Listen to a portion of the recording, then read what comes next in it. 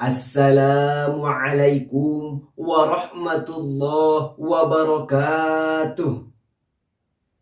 Alhamdulillahilladzi ja'alal islama aqidah wa bil qur'ani imaman wa hikmah wa bi Muhammadin nabiyyi sallallahu alaihi wasallam uswatun hasanah wa ja'ala Indonesia daulatan mustaqillah bi Pancasila falsafah wa bi Sabang ila Merauke wilayah amma ba'du. Dewan juri yang saya hormati, semoga Allah muliakan. Insan muda harapan bangsa, insan mudi harapan pertiwi yang saya hormati. Pada kesempatan yang berbahagia ini, saya akan menyampaikan sebuah dakwah dengan mengusung tema moderasi beragama di tanah Nusantara. Hadirin rahimakumullah.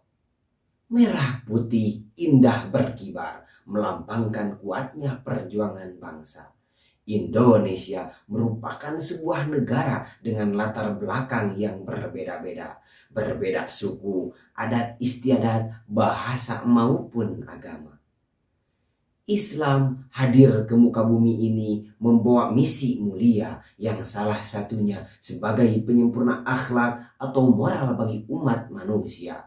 Yang bejat menjadi beradab, yang suka maksiat jadi rajin sholat, yang suka main judi jadi rajin mengaji. Tetapi ironisnya saudara-saudaraku, fenomena tuduhan radikalisme agama dan intoleransi bertebaran di mana-mana bagaikan virus corona yang belum ada obatnya. Bahkan yang lebih sadis lagi hadirin, tidak sedikit orang zaman sekarang yang katanya paling Pancasilalis bukan untuk menyatukan umat, namun malah justru menghancurkan umat dengan tuduhan yang tak berdasar tersebut. Seperti halnya aksi teror bom di gereja Katedral Makassar, kemudian aksi penembakan di halaman Mabes Polri, hingga aksi teror yang katanya dilakukan oleh Mujahidin Indonesia Timur. Yang akhirnya stigma buruk terhadap Islam terkonstruksi dalam setiap mindset masyarakat bahwa Islam merupakan agama radikalis, agama ekstremis, bahkan agama teroris. Lalu bagaimana supaya moderasi beragama di tanah Nusantara dan Islam tidak dipandang sebagai agama radikalis, ekstremis, dan teroris? Jawabannya ada pada penggalan Al-Quran surah Al-Baqarah ayat 143. A'udzu billahi minasyaitonir rajim. Bismillahirrahmanirrahim.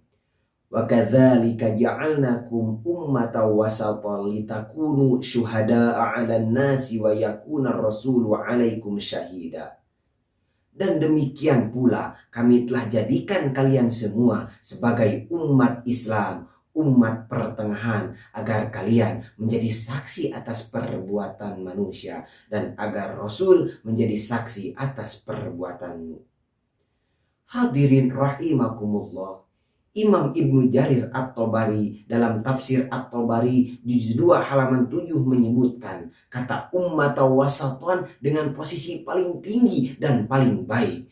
Karena Profesor Dr. Quraisy Shihab pernah mengatakan agar Islam dapat tersampaikan dengan tepat kepada seluruh umat, tiada lain dan tiada bukan harus berislam wasatiyah atau moderat yang memiliki arti keseimbangan dalam setiap objek permasalahan.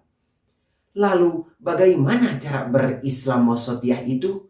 Menurut konsultasi tingkat tinggi ulama yang diselenggarakan di Bogor pada tanggal 1 sampai 3 Mei 2018, bahwa cara berislam wasatiyah itu diantaranya adalah pertama, tawassut atau moderat dalam beragama, yaitu bagaimana cara kita memandang, bersikap, selalu mengambil jalan tengah dalam setiap peribadahan, supaya kita tidak terlalu ekstrim atau tidak berlebihan dalam menjalankan agama. Karena Kiai Haji Ma'ruf Amin pernah mengatakan bahwa moderasi beragama merupakan kunci terciptanya toleransi dan kerukunan baik tingkat lokal, global maupun nasional. Kedua adalah tasamuh, yaitu bersikap toleransi antar sesama tanpa melihat suku, adat istiadat, bahasa maupun agama. Berbicara mengenai toleransi hadirin, sekarang ini banyak orang yang keliru dalam memaknai arti toleransi. Menurut Kiai Haji Ma'ruf Amin, toleransi adalah sikap dan perilaku seseorang yang menerima, menghargai keberadaan orang lain dan tidak mengganggu mereka, termasuk hak berkeyakinan dan mengekspresikan keyakinan tersebut. Ketiga adalah syuro, yaitu bermusyawarah dalam setiap masalah. Jika prinsip-prinsip ini kita realisasikan hadirin, insya Allah moderasi beragama di tanah Nusantara akan terjalin dengan baik.